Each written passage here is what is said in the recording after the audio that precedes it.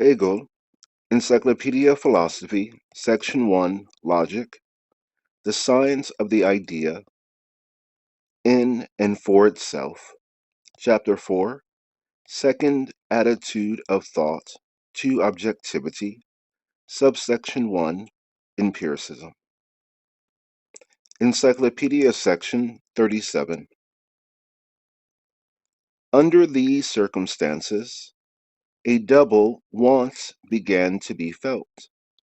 Partly it was the need of a concrete subject matter as a counterpoint to the abstract theories of the understanding, which is unable to advance unaided from its generalities to specialization and determination.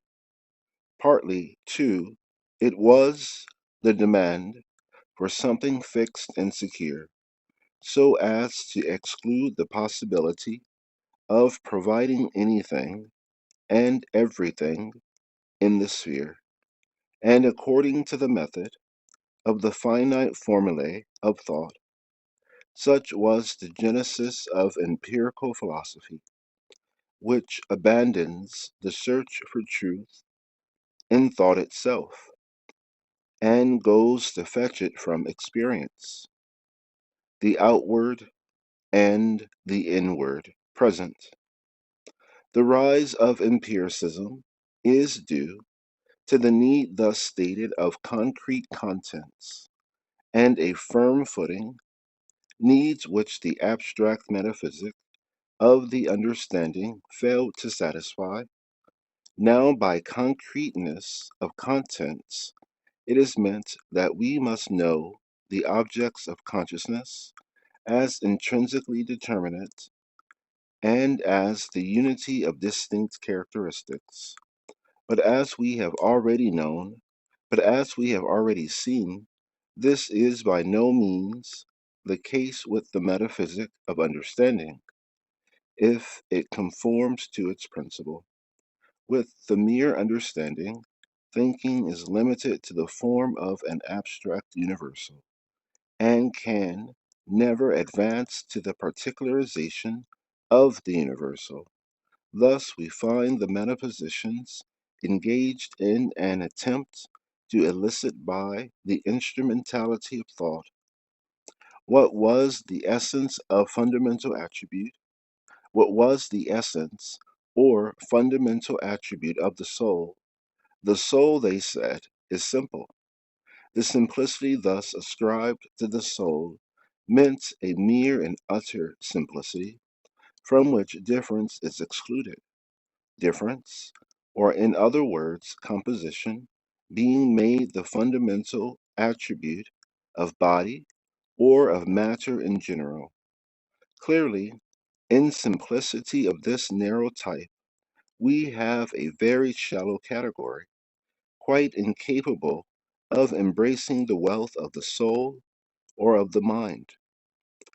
When it thus appeared that abstract metaphysical thinking was inadequate, it was felt that resource must be had to empirical psychology. The same happened in the case of rational physics. The current phrases there were, for instance, that space is infinite, that nature makes no leap, and such things. Evidently, this phraseology was wholly unsatisfactory in the presence of the plenitude and life of nature. Encyclopedia, section 38. To some extent, this source from which empiricism draws is common to it with metaphysics. It is in our materialized conceptions, in essence, in facts which emanate, in the first instance, from experience, that metaphysic also finds the guarantee for the correctness of its definitions, including both its initial assumptions and its most detailed body of doctrine. But on the other hand, it must be noted that the single sensation is not the same thing as experience, in that the empirical school elevates the facts included under sensation, feeling, and perception into the form of general ideas, propositions, or laws. This, however, it does with the reservation that these general principles, such as force, are to have no further import or validity of their own beyond that taken from the sense impression, and that no connection shall be deemed legitimate except what can be shown to exist in phenomena. And on the subjective side, empirical cognition has its subtle footing in the fact that in a sensation, consciousness is directly present and certain of itself. In empiricism lies the great principle that whatever is true must be in the actual world and present to sensation. This principle contradicts that ought to be, on the strength of which reflection is vain enough to treat the actual present with scorn and to point to a scene beyond, a scene which is assumed to have place and being only in the understanding of those who talk of it, no less than empiricism, philosophy, see section 7, or Encyclopedia section 7, recognizes only what is and has nothing to do with what merely ought to be and what is thus confessed not to exist. No less than imperialism, no less than empiricism, philosophy recognizes only what is and has nothing to do with what merely ought to be and what is thus confessed not to exist. On the subjective side, too, it is right to notice the valuable principle of freedom involved in empiricism. For the main lesson of empiricism is that man must see for himself and feel that he is present in every fact of knowledge which he has to accept.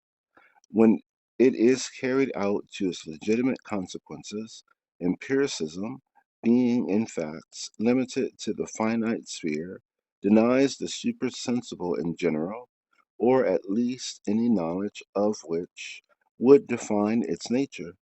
It leaves thought no powers except abstraction and formal universality and identity. But there is a fundamental delusion in all scientific empiricism. It employs the metaphysical categories of matter, force, those of one, many, generality, infinity, and so on. Following the clue given by these categories, it proceeds to draw conclusions, and in so doing, presupposes and applies the syllogistic form.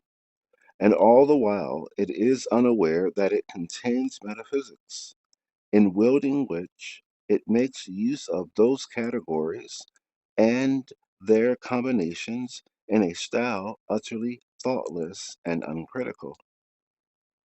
From empiricism came the cry, stop roaming in empty abstractions, keep your eyes open, lay hold on man and nature as they are here before you, enjoy the present moment. Nobody can deny that there is a good deal of truth in these words. The everyday world, what is here now, was a good exchange for the futile other world, for the mirages and the chimeras of the abstract understanding, and thus was acquired an infinite principle, that solid footing so much missed in the old metaphysic. Finite principles are the most that the understanding can pick out, and these being essentially unstable and tottering, the structure they supported must collapse with a crash. Always the instinct of reason was to find an infinite principle, and yet the time had not come for finding it in thought. Hence, this instinct seized upon the present, the here, the this, where doubtless there is implicit infinite form, but not in the genuine existence of that form. The external world is the truth. if it could but know it, for the truth is actual and must exist. The infinite principle, the self centered truth, therefore, is in the world for reason to discover, though it exists in an individual and sensible shape and not in its truth. Besides, this school makes sense perception the form in which fact is to be apprehended, and in this consists the defect of empiricism. Sense perception, as such, is always individual, always transient. Not, indeed, that the process of knowledge stops short at sensation. On the contrary, it proceeds to find out the universal and permanent elements in the individual apprehended by sense. This is the process leading from simple perception to experience. In order to form experiences, empiricism makes especial use of the form of analysis. In the impression of sense, we have a concrete of many elements, the several attributes of which we are expected to peel off one by one, like the coats of an onion. In thus dismembering the thing, it is understood that we disintegrate and take to pieces these attributes which have coalesced, and add nothing but our own act of disintegration. Yet analysis is the process from the immediacy of sensation to thought. Those attributes which the object analyzed contains in union acquire the form of universality by being separated. Empiricism therefore labors under a delusion. If it supposes that, while analyzing the objects, it leaves them as they were, it really transforms the concrete into an abstract, and as a consequence of this change, the living thing is killed. Life can exist only in the concrete in one. Not that we can do without this division, if it be our intention to comprehend. Mind itself is an inherent division. The error lies in forgetting that this is only one half of the process, and that the main point is the reunion of what has been parted. And it is where analysis never gets beyond the stage of partition that the words of the poet are true. Enchirissen naturae nennt's die Chemie, spottet ihrer selbst und weiß nicht, wie, hat die Teile in ihrer Hand, fehlt leider nur das geistige Band. Translate.google.com. Inky resin naturae, it's what chemistry calls, mocks itself with, and doesn't know how. You have the parts in your hand, only, unfortunately, the spiritual bond is missing. Analysis starts from the concrete, and the possession of this material gives it a considerable advantage over the abstract thinking of the old metaphysics. It establishes the differences in things, and this is very important. But these very differences are nothing, after all, but abstract attributes, in essence, thoughts. These thoughts, it is assumed, contain the real essence of the object, and thus once more we see the axiom of bygone metaphysics reappear that the truth of things lies in thought. Now, to have a stop here before it gets too esoteric, these thoughts, it is assumed, contain the real essence of the object. What is the real essence of an object in philosophy, especially in uh, the metaphysics of Aristotle? The essence is a notation back to the Great Spirit, to the mind that is of the universe and the universe itself, the connected network. um, with God as its server, the essence of everything in the universe is that it is a model or a base element or a compound of base elements together. And it is believed that before it was that, it was conceived of as in a program or a blueprint within the divine essence itself. And so every thought you have leads to a particular action, if you will it. And that's what they mean, that nothing would occur, at least from a human standpoint, if someone didn't think to do it initially. Someone sits down, thinks to build cars that run on electricity, as Tesla has. That all began with a thought. So the real essence of the object before it took form is thought. Essence doesn't mean the most important part, but for some people it does. So these thoughts, it is assumed, contain the real essence of the objects, and thus once more we see the axiom of bygone metaphysics reappear, that the truth of things lies in thought. Let us next compare the empirical theory with that of metaphysics in the matter of their respective contents.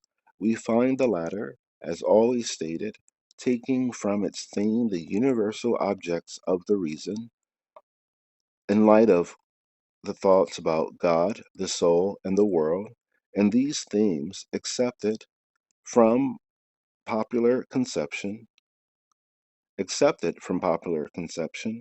was the problem of philosophy to reduce into the form of thoughts. So, what's the metaphysics here, or the meta thinking? We are now thinking about thoughts. What constitutes a thought? Do you have an image, plus, as you would in a sentence, a subject, some rising action, falling action? What is a thought? And how can I take my thought and my image and everything I see and put that into someone else's mind in as close a way as possible so we have the same understanding? So, what is a thought? What are the components of a thought? And how can I take my thought, which I now understand, and make it someone else's thought? Another specimen of the same method was the scholastic philosophy, the theme presupposed by which was formed by the dogmas of the Christian Church, and it aimed at fixing their meaning and giving them a systematic arrangement through thought. The facts on which empiricism is based are of entirely different kind. They are the sensible facts of nature and the facts of the finite mind.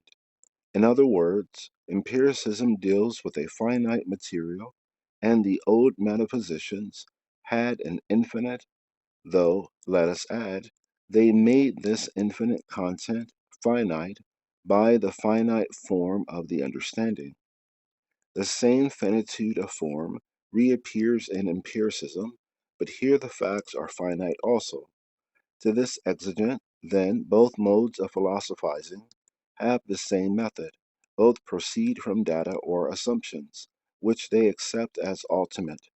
Generally speaking, empiricism finds the truth in the outward world, and even if it allow a supersensible world, it holds knowledge of that world to be impossible, and would restrict us to the providence of self-perception.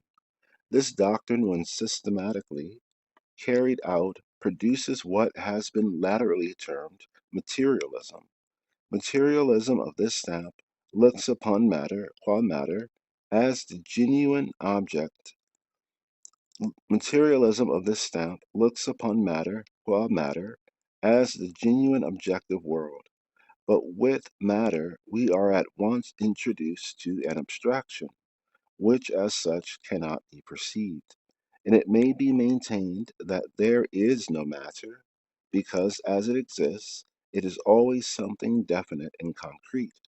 Yet the abstraction we term matter is supposed to lie at the basis of the whole world of sense and expresses the sense world in its simplest terms as out and out individualization, and hence a congeries of points in mutual exclusion, so long then as the sensible sphere is and continues to be for empiricism a mere datum, we have a doctrine of bondage, for we become free when we are confronted by no absolutely alien world, but depend upon a fact which we ourselves are consistently with the empirical point of view. Besides, reason and unreason can only be subjective. In other words, we must take what is given just as it is, and we have no right to ask whether or not and to what extent it is rational in its own nature. Touching Encyclopedia section 39, touching this principle, it has been justly observed that in what we call experience, as distinct from mere single perception of single facts, there are two elements. The one is the matter, infinite in its multiplicity, and as it stands, a mere set of singulars. The other is the form, the characteristics of universality and necessity. Mere experience, no doubt, offers many, perhaps innumerable cases of similar perception, but after all, no multitude, however great, can be the same thing as universality. Similarly, mere experience affords perceptions of changes succeeding each other and the objects in juxtaposition, but it presents no necessary connection. If perception, therefore, is to maintain its claim to be the sole basis of what men hold for truth, universality and necessity appear something illegitimate. They become an accident of our minds, a mere custom, the content of which might be otherwise constituted than it is. It is an important corollary of this theory that on this empirical mode of treatment, legal and ethical principles and laws, as well as the truths of religion, are exhibited as the work of chance and stripped of their objective character and inner truth. The skepticism of Hume, to which this conclusion was chiefly due, should be clearly marked off from Greek skepticism. Hume assumes the truth of the empirical elements, feeling and sensation, and proceeds to challenge universal principles and laws. Because they have no warranty from self because they have no warranty from sense perception. So far was ancient skepticism from making feeling and sensation the canon of truth, that it turned against the deliverances of sense first of all. Again, learning what the senses are, what does it mean to see? And this goes into art. So if you're learning sight, then you learn perception, a perspective in art and how to look from on a flat surface from the very front of a room to the very back of a room. If you're learning uh, hearing, you need to be taught what type of sounds there are, what are certain pitches, what are fifths and other notes, what sounds are preferred to another. If you're learning to taste, you may be learning a particular cuisine and the different parts of the tongue which appreciate salty or sweet, that may prefer spicy. If you're learning to speak, uh, you may need to go to, let's say, a radio school where they teach you the different types of speech patterns. In Arabic, there are 10 ways to recite uh, the Arabic Quran and that are canonical and that could actually modify meaning just a bit if you know how to say them a particular way. You can also put people in certain moods if you know how sound works. Uh, you can tell a lot about the distance. Again, from sonar, you can see things with it. Um, and smell, what smells are preferred by which groups, which smells are make you hungry, which ones make you angry, uh, these type of things. Which smells do you need to know uh, to prevent you from, let's say, taking poison or something like that? These are to be taught first, senses, and then knowing, maybe giving a sense perception exam, we can then say how much we can uh, believe what you saw. If everything you have in a scientific or empirical way is based in sense perception, and we don't have evaluation of how well you sense perceive, and if you've been taught to, then your sense perception may not be as useful as someone who can give you uh, a thought or an image of it.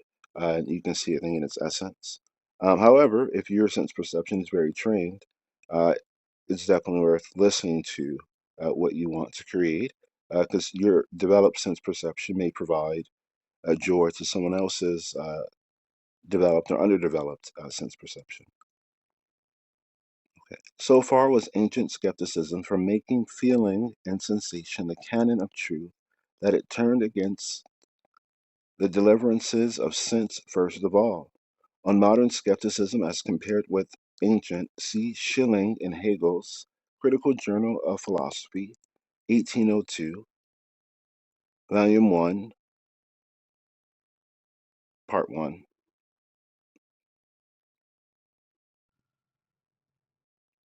Hegel, Encyclopedia of Philosophy, Section 1, Logic, the Science of the Idea, in and for itself, Chapter 4, Second Attitude of Thought to Objectivity, Subsection 2, The Critical Philosophy. Encyclopedia, Section 40. In common with empiricism, the critical philosophy assumes that experience affords the one sole foundation for cognitions, which, however, it does not allow to rank as truths, but only as knowledge of phenomena. The critical theory starts originally from the distinction of elements presented in the analysis of experience, viewed as the matter of sense and its universal relations.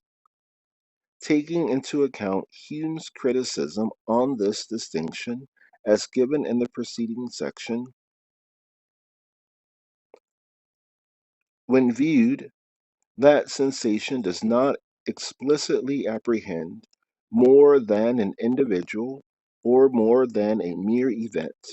It insists at the same time on the fact that universality and necessity are seen to perform a function equally essential in constituting what is called experience.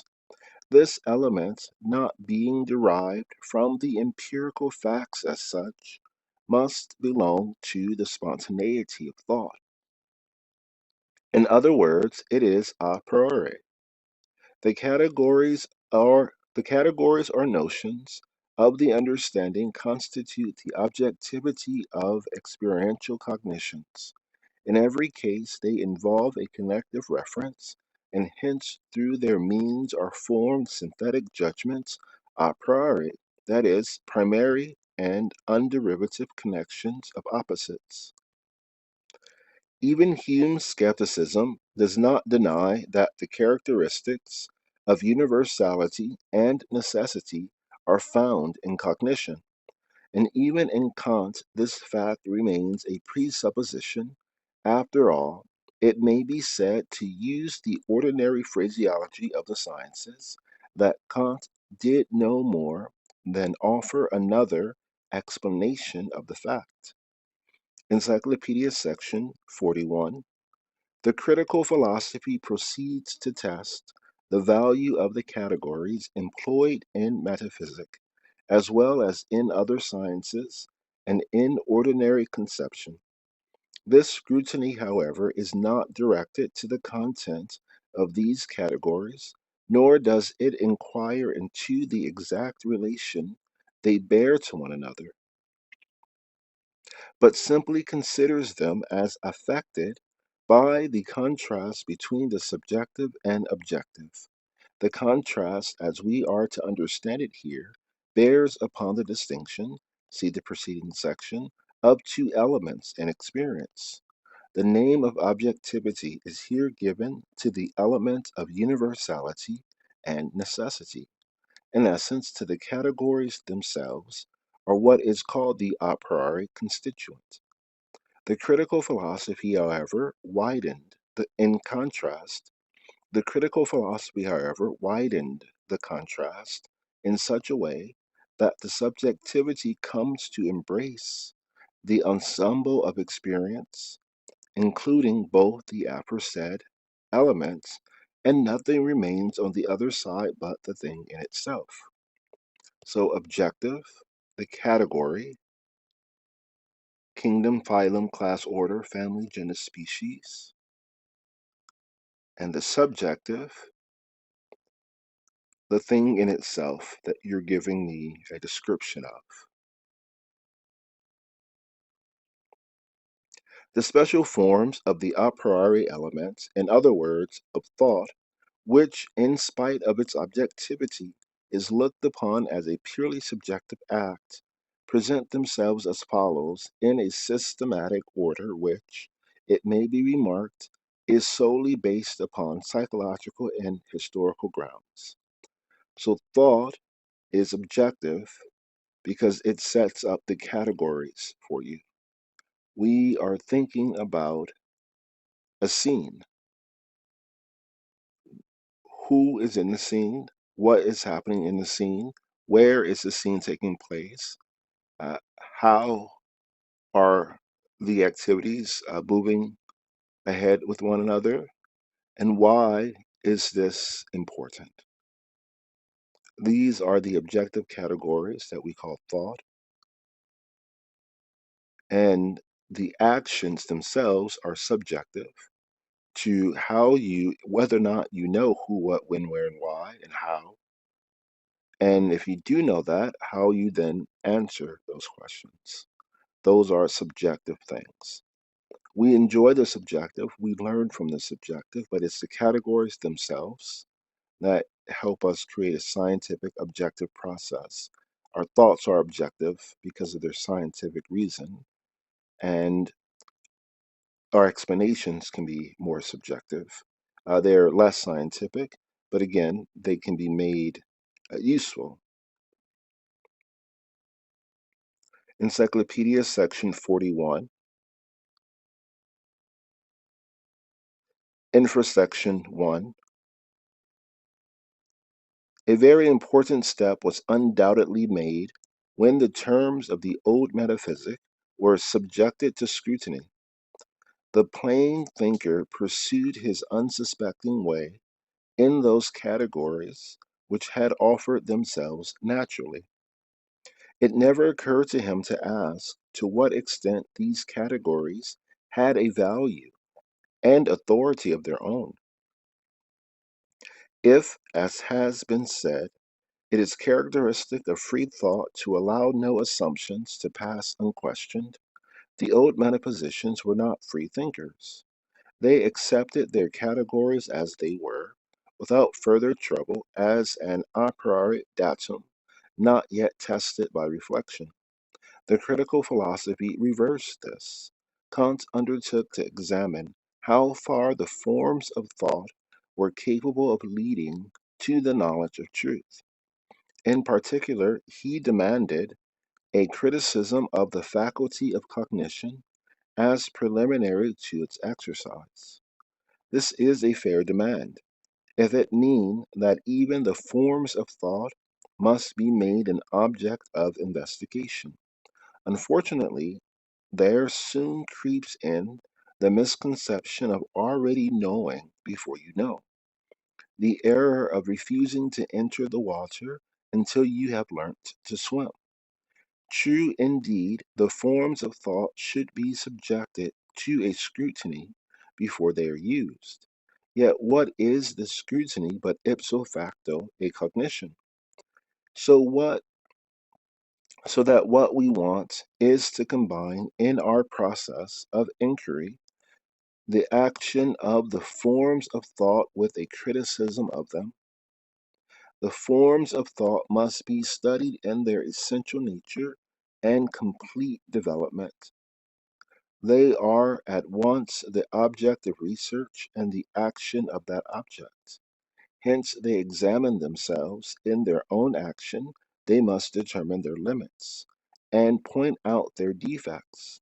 This is that action of thought which will hereafter be specifically considered under the name of dialectic, and regarding which we need only at the outset observe that, instead of being brought to bear upon the categories from without, it is immanent in their own action.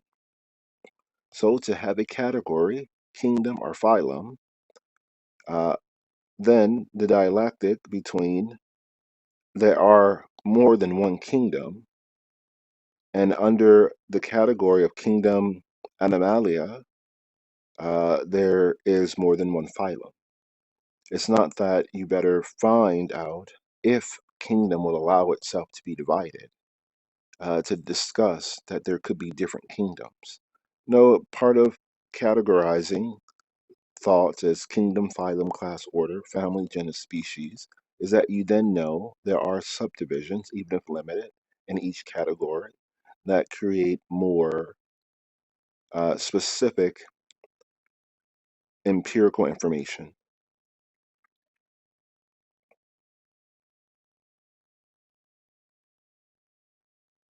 We may therefore state the first point in Kant's philosophy as follows. Thought must itself investigate its own capacity of knowledge. People in the present day have got over Kant and his philosophy. Everybody wants to get further, but there are two ways of going further, a backward and a forward. The light of criticism soon shows that many of our modern essays in philosophy are mere repetitions of the old metaphysical method, an endless and uncritical thinking in a groove designed by the natural bent of each man's mind.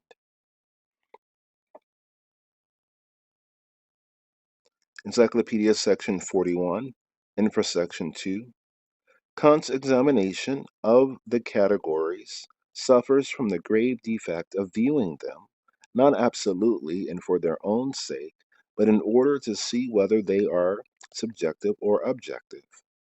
In the language of common life, we mean by objective what exists outside of us and reaches us from without by means of sensation. What Kant did was to deny that the categories, such as cause and effect, were in this sense of the word objective, or given in sensation, and to maintain, on the contrary, that they belong to our own thought itself, to the spontaneity of thought. To that extent, therefore, they were subjective. And yet, in spite of this, Kant gives the name objective to what is thought, to the universal and necessary, while he describes as subjective whatever is merely felt. This arrangement apparently reverses the first mentioned use of the word, and has caused Kant to be charged with confusing language. But the charge is unfair if we more narrowly consider the facts of the case. The vulgar believe that the objects of perception which confront them, such as an individual animal or a single star, are independent and permanent existences, compared with which thoughts are unsubstantial and dependent on something else. In fact, however, the perceptions of sense are the properly dependent and secondary feature, while the thoughts are really independent and primary. This being so, Kant gave the title objective to the intellectual factor, to the universal and necessary, and he was quite justified in so doing. Our sensations, on the other hand, are subjective, for sensations lack stability in their own nature and are no less fleeting and evanescent than thought is permanent and self subsisting. At the present day, the special line of distinction established by Kant between the subjective and objective is adopted by the phraseology of the educated world. Thus, the criticism of a work of art ought, it is said, to be not subjective but objective. In other words, instead of springing from the particular and accidental feeling or temper of the moment, it should keep its eye on those general points of view which the laws of art establish. In the same acceptation, we can distinguish in any scientific pursuit the objective and the subjective interest of the investigation. But after all, objectivity of thought in Kant's sense is again, to a certain extent, subjective.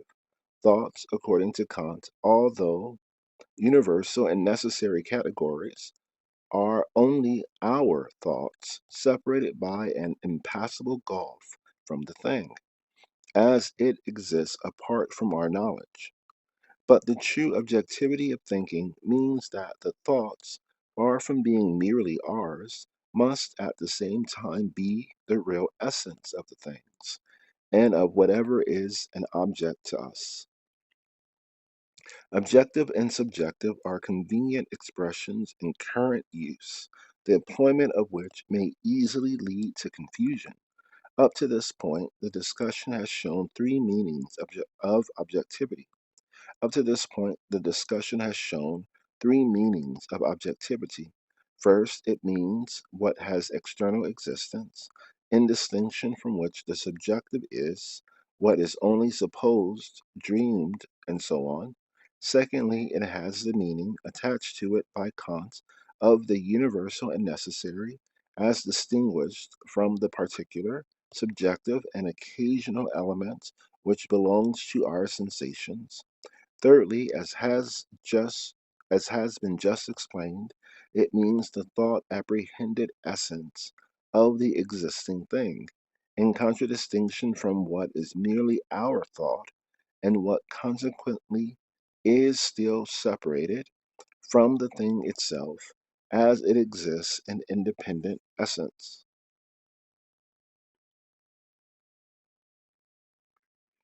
Hegel his Hegel, Encyclopedia of Philosophy, Section 1 Logic, The Science of the Idea in and for itself, Chapter 4, Second Attitude of Thought to Objectivity, Subsection 2, The Critical Philosophy, Subsection A, The Theoretical Faculty, Encyclopedia, Section 42, Subsection A, The Theoretical Faculty, Supersubsection A, The Theoretical Faculty, Cognition qua cognition. The specific ground of the categories is declared by the critical system to lie in the primary identity of the I in thought, what Kant calls the transcendental unity of self consciousness. The impressions from feeling and perception are, if we look to their contents, a multiplicity or miscellany of elements, and the multiplicity is equally conspicuous, in their form. For sense is marked by a mutual exclusion of members, and that under two aspects, namely space and time, which, being the forms, that is to say, the universal type of perception, are themselves a priori. This congeries, afforded by sensation and perception, must, however, be reduced to an identity or primary synthesis. To accomplish this, the I brings it in relation to itself and unites it there in one consciousness, which Kant calls pure apperception. The specific modes in which the ego refers to itself, the multiplicity of sense, are the pure concepts of the understanding, the categories.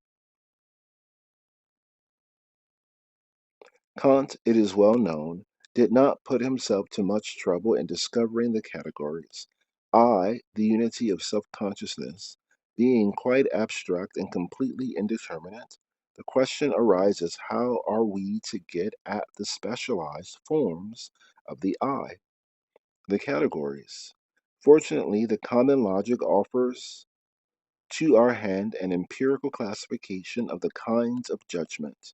Now, to judge is the same as to think of a determinate object. Hence, the various modes of judgment, as enumerated to our hand, provide us with the universal categories of thought. To the philosophy of Fichte belongs the great merit of having called attention to the need of exhibiting the necessity of these categories and giving a genuine deduction of them. Fichte ought to have produced at least one effect of the method of logic.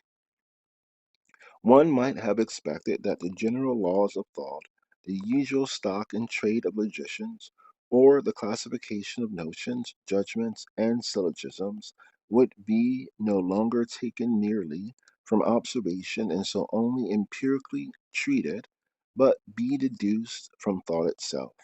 If thought is to be capable of proving anything at all, if logic must insist upon the necessity of proofs, and if it proposes to teach the theory of demonstration, its first care should be to give a reason for its own subject matter and to see that it is necessary.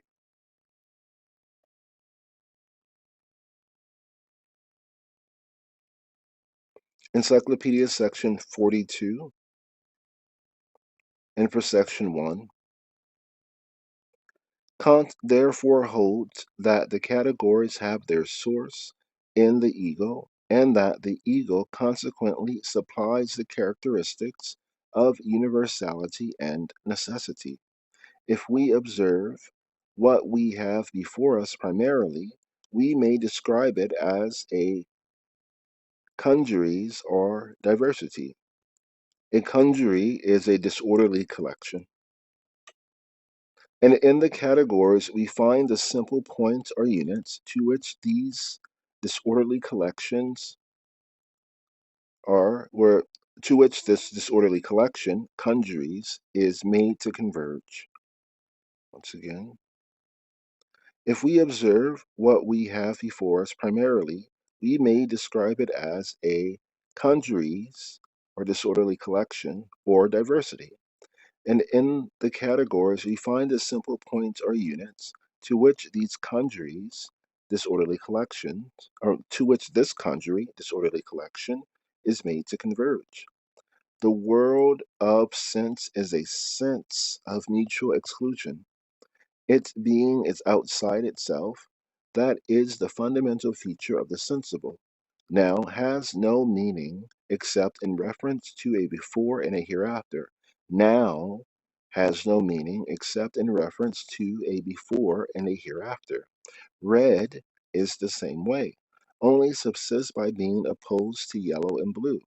Now this other thing is outside the sensible, which latter is only in so far as it is not the other, and only in so far as that other is. But thought, or the ego, occupies a position in the very reverse of the sensible, with its mutual exclusions and its being outside itself.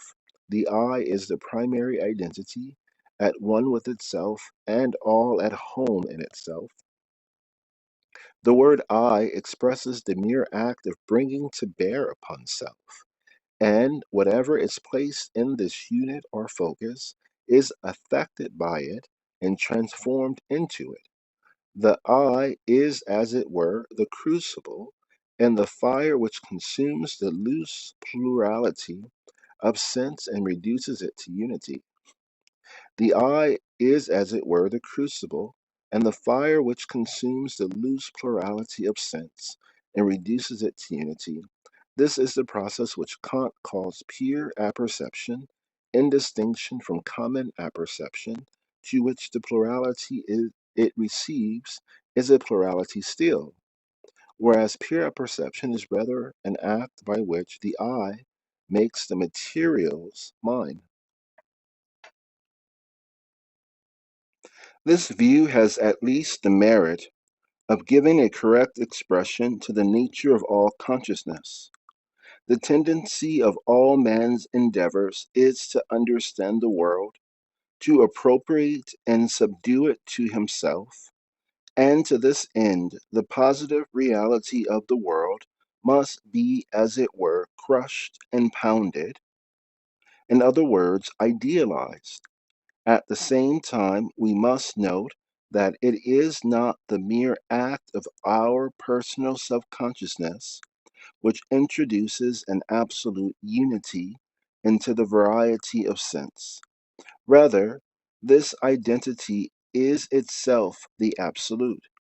The absolute is, as it were, so kind as to leave individual things to their own enjoyment, and it again drives them back to the absolute unity. Encyclopedia section 42, infrasection 2. Expressions like transcendental unity of self consciousness have an ugly look about them and suggest a monster in the background, but their meaning is not so abstruse as it looks. Kant's meaning of transcendental may be gathered by the way he distinguishes it from transcendent. The transcendent may be said to be what steps out beyond the categories of the understanding, a sense in which the term is first employed in mathematics. Thus, in geometry, you are told to conceive the circumference of a circle as formed of an infinite number of infinitely small straight lines. In other words, characteristics which the understanding holds to be totally different, the straight line and the curve, are expressly invested with identity. Another transcendent of the same kind is the self consciousness, which is identical with itself and infinite in itself, as distinguished from the ordinary consciousness, which derives its form and tone from finite materials. That unity of self consciousness, however, Kant called transcendental only, and he meant thereby that the unity was only in our minds and did not attach to the objects apart from our knowledge of them. Encyclopedia section 42, infrasection 3. To regard the categories as subjective only, in essence, as a part of ourselves, must seem very odd to the natural mind, and no doubt there is something queer about it. It is quite true, however, that the categories are not contained in the sensation as it is given us. When, for instance, we look at a piece of sugar, we find it is hard, white, sweet, and similar things. All these properties we say are united in one object. Now, it is this unity that is not found in the sensation. The same thing happens if we conceive two events to stand in the relation of cause and effect. The senses only inform us of the two several occurrences which follow each other in time, but that the one is cause, the other effect. In other words, the causal nexus between the two is not perceived by sense, it is only evident to thought. Still, though the categories, such as unity or cause and effect, are strictly the property of thought, it by no means follows that they must be ours merely and not also characteristics of the objects. Kant, however, confines them to the subject mind, and his philosophy may be styled subjective idealism, for he holds that both the form and the matter of knowledge are supplied by the ego, or knowing subject, the form by our intellectual, the matter by our sentient ego. So far as regards the content of this subjective idealism, not a word needs be wasted. It might perhaps at first sight be imagined that objects would lose their reality when their unity was transferred to the subject. But neither we nor the objects would have anything to gain by the mere fact that they possessed being. The main point is not that they are, but what they are, and whether or not their content is true. It does no good to the things to say merely that they have being. What has being will also cease to be when time creeps over it. It might also be alleged that subjective idealism tended to promote self conceit. But surely, if a man's world be the sum of his sensible perceptions, he has no reason to be vain of such a world. Laying aside, therefore, as unimportant this distinction between subjective and objective, we are chiefly interested in knowing what a thing is, in essence, its content, which is no more objective than it is subjective. If mere existence be enough to make objectivity, even a crime is objective, but it is an existence which is nullity at the core, as is definitely made apparent when the day of punishment comes. Did you commit a crime? You have committed a crime. You have committed a crime for which punishment is expected. You have committed a crime for which punishment has come. Encyclopedia section 43. The categories may be viewed in two aspects.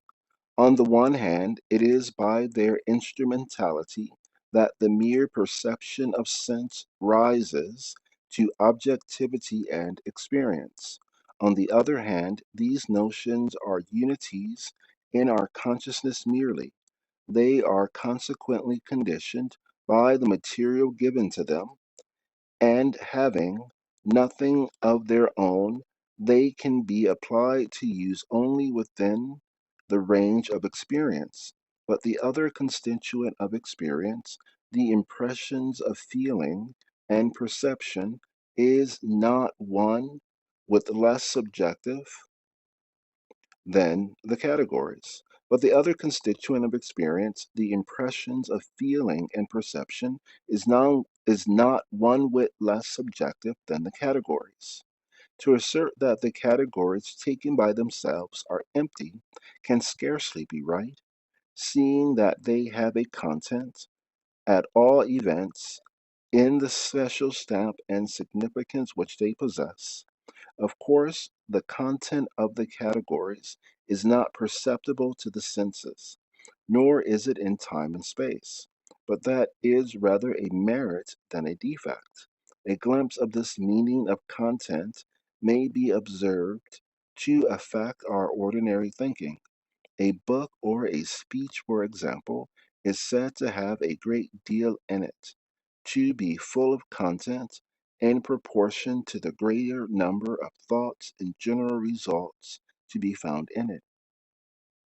Whilst, on the contrary, we should never say that any book, ergo a novel, had much in it, because it included a great number of single incidents, situations, and the like. Even the popular voice thus recognizes that something more than the facts of sense is needed to make a work pregnant with matter. And what is this additional desideratum but thoughts, or in the first instance the categories? And yet it is not altogether wrong, it should be added, to call the categories of themselves empty, if it be meant that they and the logical idea, of which they are members, do not constitute the whole of philosophy, but necessarily lead onwards in due progress to the real departments of nature and mind. Only let the progress not be misunderstood. The logical ideal does not thereby come into possession of a content originally foreign to it, but by its own native action is specialized and developed to nature and mind. Encyclopedia section 44. It follows that the categories are no fit terms to express the absolute. The absolute not being given in perception and understanding or knowledge by means of the categories is consequently incapable of knowing the things in themselves. The thing in itself, and under thing is embraced even mind in God, expresses the object when we leave out of sight all that consciousness makes of it, all its emotional aspects, and all specific thoughts of it. It is easy to see what is left: utter abstraction, total emptiness, only described still as an other world, the negative of every image, feeling, and definite thought. Nor does it require much penetration to see that this caput mortuum is still only a product of thought, such as accrues when thought is carried on to abstraction unalloyed, that it is the work of the empty ego, which makes an object out of this empty self identity of its own.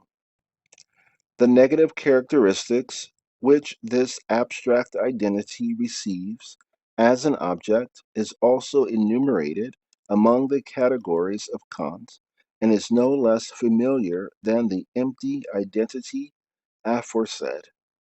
Hence one can only read with surprise the perpetual remark that we do not know the thing in itself. On the contrary, there is nothing we can know so easily. Encyclopedia section 45. It is reason, the faculty of the unconditioned, which discovers the conditioned nature of the knowledge comprised in experience. It is reason, the faculty of the unconditioned, which discovers the conditioned nature of the knowledge comprised in experience. What is thus called the object of reason, the infinite or unconditioned, is nothing but self-sameness, or the primary identity of the ego in thought, mentioned in section 42, Encyclopedia section 42. Reason itself is the name given to the abstract ego or thought, which makes this pure identity its aim or object. See for reference note to the preceding section. Now, this identity, having no definite attribute at all, can receive no illumination from the truths of experience, for the reason that these refer always to definite facts. Such is the sort of unconditioned that is supposed to be the absolute truth of reason, what is termed the idea, whilst the cognitions of experience are reduced to the level of untruth and declared to be appearances. Kant was the first, definitely, to signalize the distinction between reason and understanding. The object of the former, as he applied the term, was the infinite and unconditioned; of the latter, the finite and conditioned. Kant did value service when he enforced the finite character of the cognitions of the understanding, founded merely upon experience, and stamped with their contents with the name of appearance. But his mistake was to stop at the purely negative point of view, and to limit the unconditionality of reason to an abstract self-sameness without any shade of distinction. It degrades reason to a finite and conditioned thing, to identify it with a mere stepping beyond the finite and conditioned range of understanding. The real infinite, far from being a mere transcendence of the finite, always involves the absorption of the finite into its fuller nature. In the same way, Kant restored the idea to its proper dignity, vindicating it for reason as a thing distinct from abstract analytic determinations or from the merely sensible conceptions which usually appropriate to themselves the name of ideas. But as respects the idea also, he never got beyond its negative aspect, as what ought to be, but is not. The view that the objects of immediate consciousness, which constitute the body of experience, are mere appearances, phenomena, was another important result of the Kantian philosophy. Common sense, that mixture of sense and understanding, believes the objects of which it has knowledge to be severally independent and self supporting, and when it becomes evident that they tend towards and limit one another, the interdependence of one upon another is reckoned something foreign to them and to their true nature. The very opposite is the truth. The things immediately known are mere appearances. In other words, the ground of their being is not in themselves but in something else. But then comes the important step of defining what this something else is. According to Kant, the things that we know about are to us appearances only, and we can never know their essential nature, which belongs to another world we cannot approach. Plain minds have not unreasonably taken exception to this subjective idealism with its reduction of the facts of consciousness to a purely personal world, created by ourselves alone. For the true statement of the case is rather as follows: the things of which we have direct consciousness are mere phenomena, not for us only, but in their own nature, and the true and proper case of these things, finite as they are, is to have their existence founded not in themselves, but in the universal divine idea. This view of things, it is true, is an idealist as Kant's, but in contradistinction to the subjective idealism of the critical philosophy, should be termed absolute idealism. Absolute idealism, however, though it is far in advance of vulgar realism, is by no means merely restricted to philosophy. It lies at the root of all religion, for religion too believes the actual world we see, the sum total of existence, to be created and governed by God.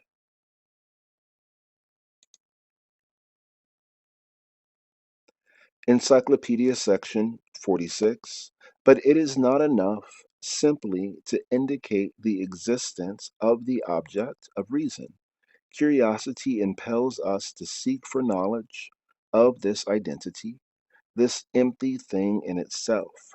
Now, knowledge means such as acquaintance with the object as apprehends its distinct and special subject matter. But such subject matter involves a complex interconnection in the object itself, and supplies a ground of connection with many other objects. In the present case, to express the nature of the features of the infinite or thing in itself, reason would have nothing except the categories, and in any endeavor so to employ them, reason becomes oversoaring or transcendent. Here begins the second stage of the criticism of reason, which, as an independent piece of work, is more valuable than the first. The first part, as has been explained above, teaches that the categories originate in the unity of self consciousness, that any knowledge which is gained by their means has nothing objective in it, and that the very objectivity claimed for them is only subjective. So far as this goes, the Kantian criticism presents that common type of idealism known as subjective idealism. It asks no questions about the meaning or scope of the categories, but simply considers the abstract form of subjectivity and objectivity, and that even in such a partial way that the former aspect, that of subjectivity, is retained as a final and purely affirmative term of thought. The second part, however, when Kant examines the application, as it is called, which reason makes of the categories in order to know its objects, the contents of the categories, at least in some points of view, comes in for discussion, or at any rate an opportunity presented itself for a discussion of the question. It is worth while to see what decision Kant arrives at on the subject of metaphysics, as this application of the categories to the unconditioned is called. His method of procedure we shall here briefly state and criticize. Before moving on, I want to give a practical uh, explanation of what has gone before using the linguistics of Arabic. So we are discussing the category being the objective and the subjective, that which we derive from the category. And in that way, you may also have another under the subjective, an objective, and another subjective. So in the category that we call Arabic word morphology, how a word comes to be in Arabic, there is an objective called the wazn. The wazn is a three-letter, often, sometimes four-letter, but 90% of the times a three-letter root. The root has a meaning. So one of the most commonly given one, the wazn fa'ala, um, fe, ain, lam. This wazn has a meaning. And so the wazn is the category. And we then know to derive something from the wazn, a meaning. So what meaning do we derive from it? Well, the fa'ala category is a verb. And overwhelmingly, no one argues that the fa'ala category is a verb and that the wazn is present. And in this case, the three letters together as a wazn are verb. Now, there are 10 forms which this three-letter root can fall into, where you place a consonant or a vowel before or after the three-letter root. So, af'al, you have an aleph before uh, the fa, ain, lam, fa'ala, af'al.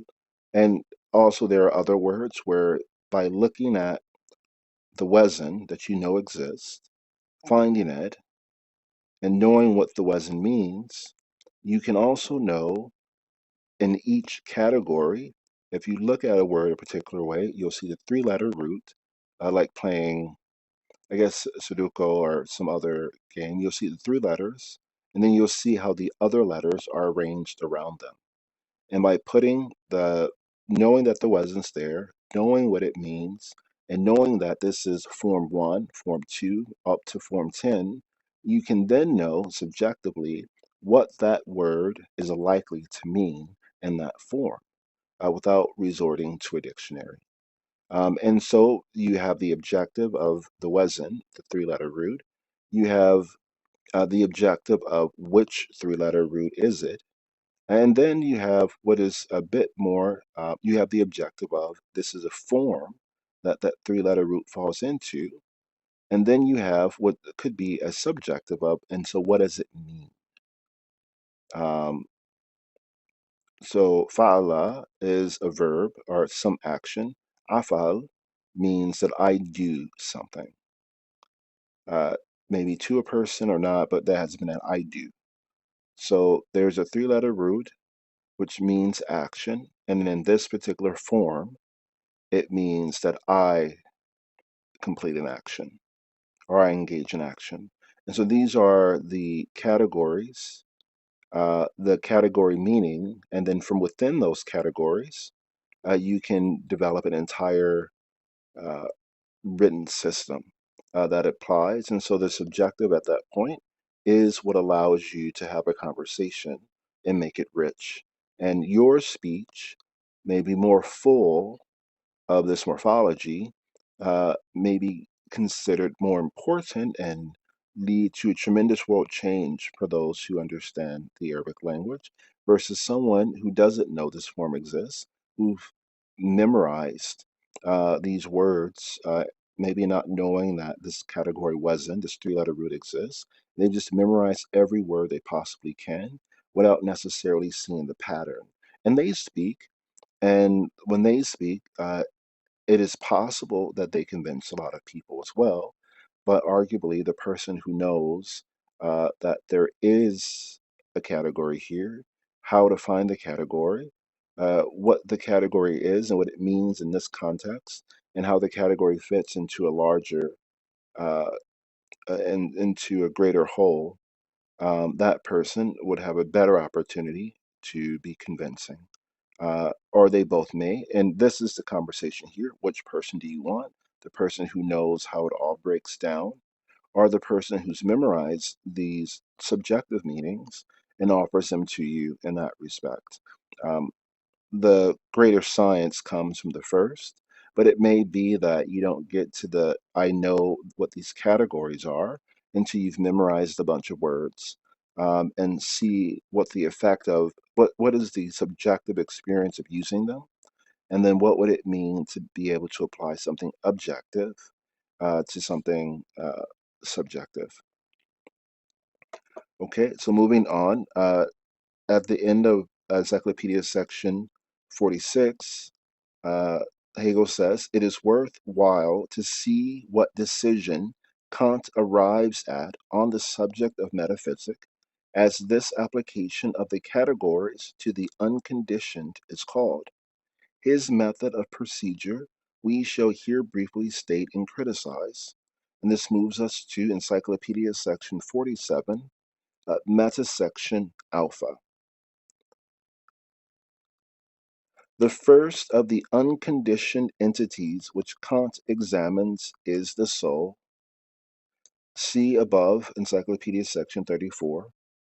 In my consciousness, he says, I always find that I, 1, am the determining subject, 2, am singular or abstractly simple, 3, am identical or one and the same in all the variety of what I am conscious of, and 4, distinguish myself as thinking from all the things outside me. Now, the method of the old metaphysic, as Kant correctly states it, consisted in subsisting for these statements. Now, the method of the old metaphysic, as Kant correctly states it, consisted in substituting for these statements of experience the corresponding categories or metaphysical terms. Thus arise these four new propositions. A. The soul is a substance. B. It is a simple substance. C. It is numerically identical at the various periods of existence. D. It stands in relation to space. So he's in my consciousness, he says, I always find that I am the determining subject. The soul is a substance. I always find that I am singular or abstractly simple, that it is a simple substance, that is the soul. I always find that I am identical or one and the same in all the variety of what I am conscious of, meaning it is numerically identical at the various periods of existence, and I always find that I distinguish myself as thinking from all the things outside of me, meaning the soul, it stands in relation to space. The I here being the subject matter, and the subject matter being the soul. Kant discusses this translation and draws attention to the paralogism or mistake of confounding one kind of truth with another. He points out that empirical attributes have here been replaced by categories and shows that we are not entitled to argue from the former to the latter or to put the latter in place of the former.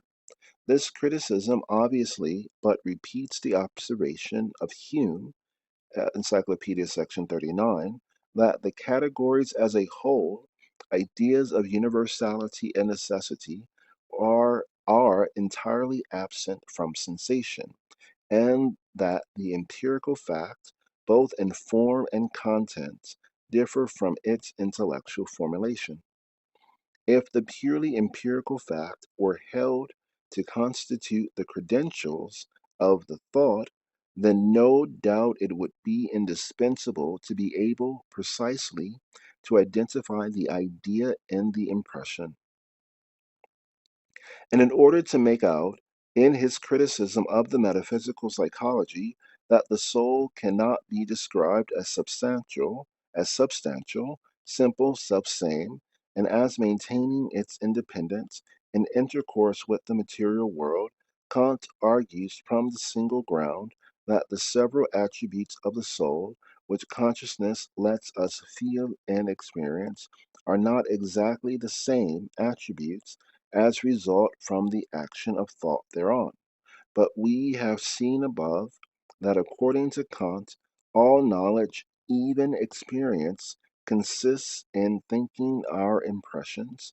In other words, in transforming into intellectual categories the attributes primarily belonging to sensation. Unquestionably, one good result of the Kantian criticism was that it emancipated mental philosophy from the soul thing, from the categories, and consequently from questions about the simplicity, complexity, materiality, and so on of the soul.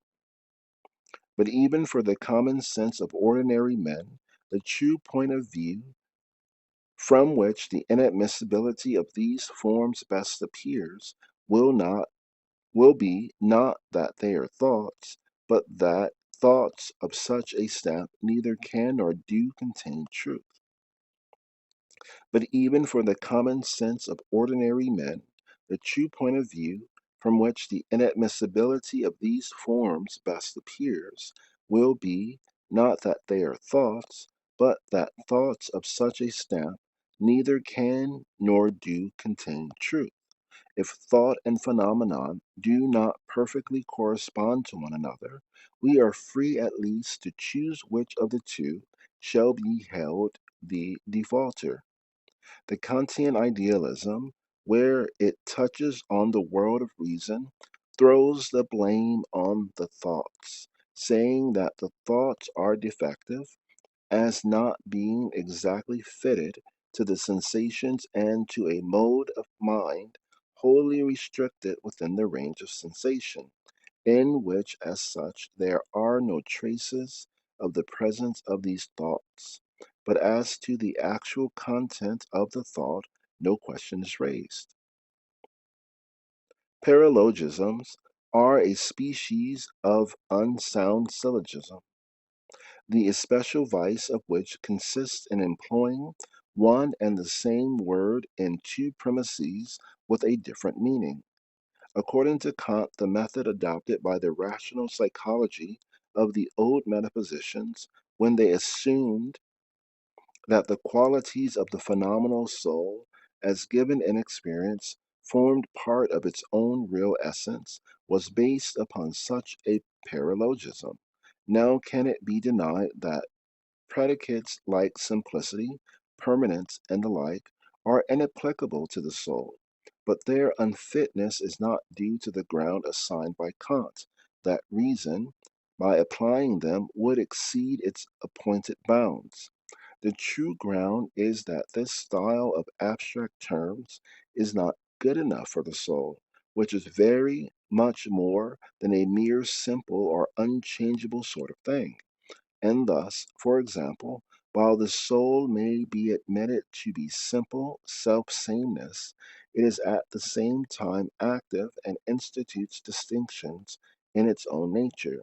but whatever is merely and abstractly, but whatever is merely or abstractly simple is as such also a mere dead thing. By his polemic against the metaphysic of the past, Kant discarded those predicates from the soul or mind. He did well, but when he came to state his reasons, his failure is apparent. Encyclopedia section 48, meta section beta. The second unconditioned object is the world. The first of the unconditioned entities which Kant examined is the soul. The second unconditioned object is the world. See section Encyclopedia section 35. In the attempt which reason makes to comprehend the unconditioned world of in the attempt which reason makes to comprehend the unconditioned nature of the world, it falls into what are called antinomies. In other words, it maintains two opposite propositions about the same object, and in such a way that each of them has to be maintained with equal necessity.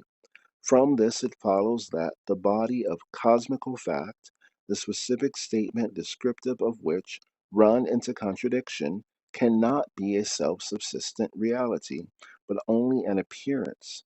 The explanation offered by Kant alleges that the contradiction does not affect the object in its own proper essence, but attaches only to the reason which seeks to comprehend it.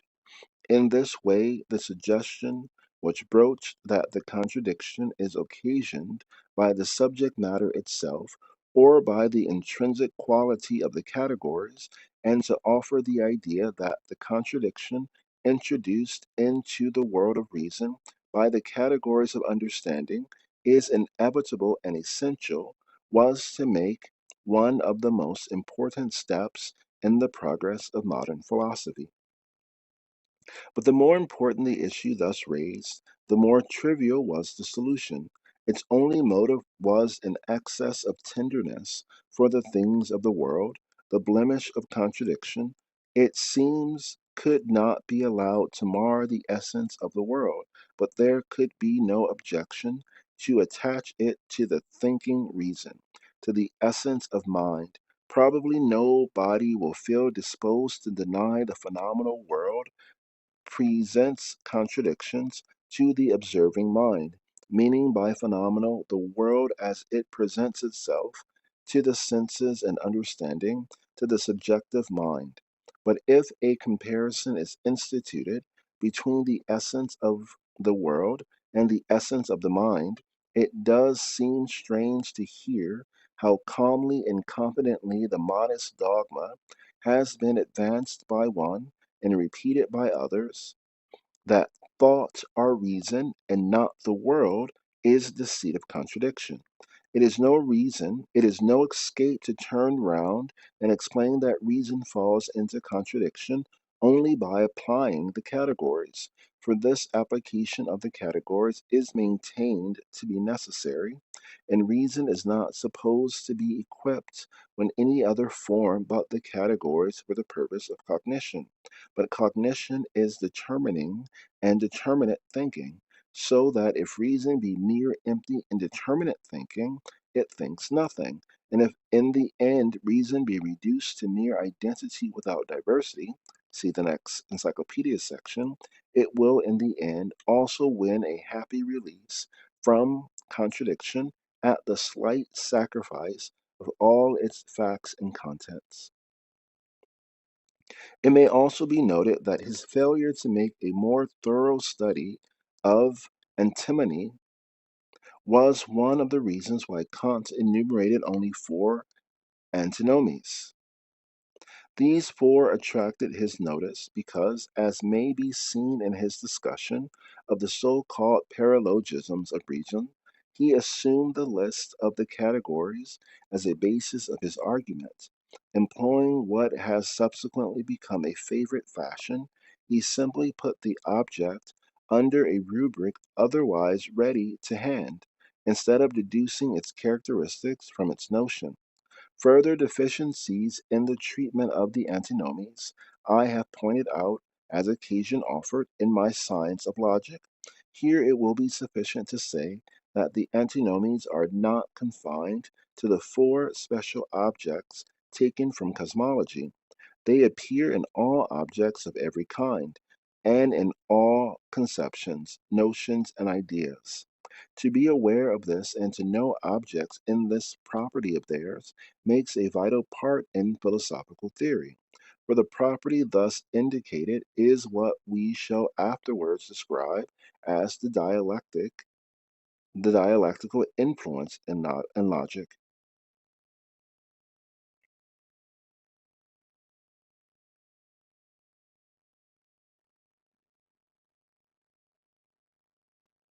What are they? In my consciousness, he says, I always find that I am one. In my consciousness, he says, I always find that I, one, am the determining subject, two, am singular or abstractly simple, three, am identical or one and the same in all the variety of what I am conscious of, four, distinguish myself as thinking from the things outside me. Back to the reading. The principles of metaphysical philosophy gave rise to the belief that when cognition lapsed into contradictions, it was a mere accidental aberration due to some subjective mistake in argument and inference. According to Kant, however, thought has a natural tendency to issue in contradictions or antinomies whenever it seeks to apprehend the infinite. We have in the latter part of the above paragraph referred to the philosophical importance of the antinomies of reason and shown how the recognition of their existence helped largely to get rid of the rigid dogmatism of the metaphysic of understanding and to direct attention to the dialectical movement of thought. But here too Kant, as we must add, never got beyond the negative result that the thing in itself is unknowable, and never penetrated to the discovery of what the antinomies really and positively mean. That true and positive meaning of the antinomies is this, that every actual thing involves a coexistence of opposed elements. Consequently, to know, or in other words, to comprehend an object, is equivalent to being conscious of it as a concrete unity of opposed determinations, a dipole of positive and negative charge. The old metaphysic, as we have already seen, when it studied the objects of which it sought a metaphysical knowledge, went to work by applying categories abstractly and to the exclusion of their opposites. Kant, on the other hand, tried to prove that the statements issuing through this method could be met by other statements of contrary import with equal warrant and equal necessity. In the enumeration of these antinomies, he narrowed his ground to the cosmology of the old metaphysical system, and in his discussion made out four antinomies, a number which rests upon the list of the categories. The first antinomy is on the question whether we are or are not to think the world limited in space and time. In the second antinomy, we have a discussion of the dilemma. Matter must be conceived either as endlessly divisible or as consisting of atoms. The third antinomy bears upon the antithesis of freedom and necessity to such extent as it is embraced in the question whether everything in the world must be supposed subject to the condition of causality, or if we can also assume free beings, in other words, absolute initial points of action in the world. Finally, the fourth antinomy is the dilemma. Either the world as a whole has a cause or it is uncaused. The method which Kant follows in discussing these antinomies is as follows. He puts the two propositions implied in the dilemma over against each other as thesis and an antithesis and seeks to prove both. That is to say, he tries to exhibit them as inevitably issuing from reflection on the question. He particularly protests against the charge of being a special pleader and of grounding his reasoning on illusions. Speaking honestly, however, the arguments which Kant offers for his thesis and antithesis are mere shams of demonstration. The thing to be proved is invariably implied in the assumption he starts from, and the speciousness of his proofs is only due to his prolix and apagogic mode of procedure. Yet it was, and still is, a great achievement for the critical philosophy when it exhibited these anto- antinomies, for in this way it gave some expression, at first certainly subjective and unexplained, to the actual unity of these categories, which are kept persistently separate by the understanding. The first of the cosmological antinomies, for example, implies a recognition of the doctrine that space and time present a discrete as well as continuous aspect, whereas the old metaphysic, laying exclusive emphasis on the continuity, had been led to treat the world as unlimited in space and time. It is quite correct to say that we can go beyond every definite space and beyond every definite time, but it is no less correct that space and time are real and actual only when they are defined or specialized into here and now, a specialization which is involved in the very notion of them. This is a statement that would lead to the uh, law of relativity or the theory of relativity. The same observations apply to the rest of the antinomies or antinomies. Take, for example, the antinomy of freedom and necessity. The main gist of it is that freedom and necessity, as understood by abstract thinkers, are not independently real, as these thinkers suppose but merely ideal factors, moments of the true freedom and the true necessity, and that to abstract and isolate either conception is to make it false. Encyclopedia, section 49, meta section gamma. The third object of reason is God.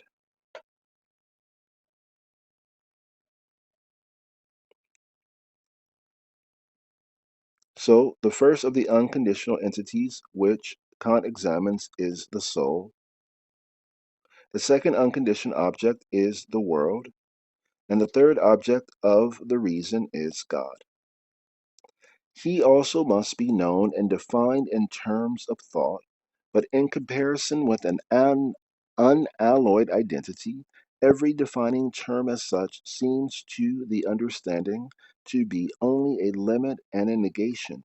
Every reality accordingly must be taken as limitless, in essence undefined. Accordingly, God,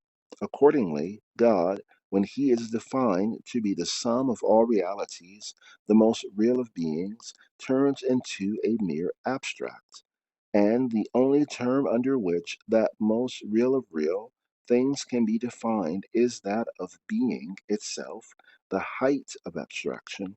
Thus are the two elements abstract identity on one hand.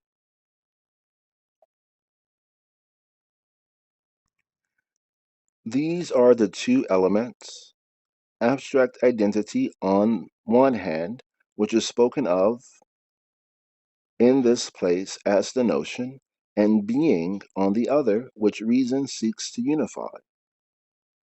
And their union is the ideal of reason.